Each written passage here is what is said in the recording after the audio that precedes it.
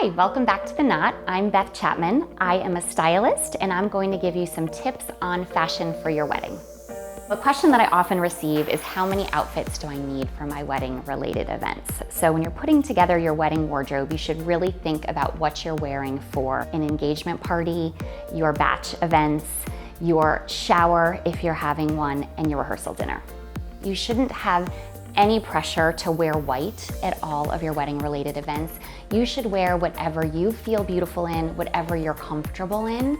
You may want something that is a nod to your culture or a nod to the color palette that you have going on at that certain event. So just embrace the fun of this journey, and then the outfits will just flow to go right along with it.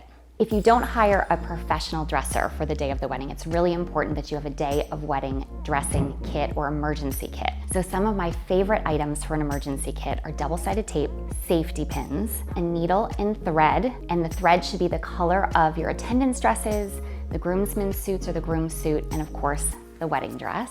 Band-aids are also really important. Rubbing alcohol is my favorite. You actually can use it for so many things, but two of my favorite things, it's an amazing stain remover. It gets out almost every stain. And you also can use it for shoe stretch. So if your shoes are a little bit tight, you just take a rubbing alcohol pad, rub it on the inside of the shoe, put on the shoe and wear them a little bit, and instantly they will become comfortable.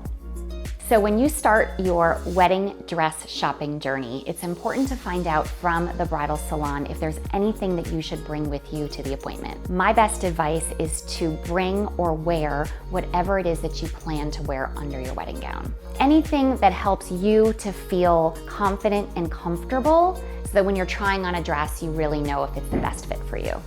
Thanks so much for watching. You can find me on Instagram at Beth Chapman Styling, and be sure to subscribe to The Knot for more wedding planning advice.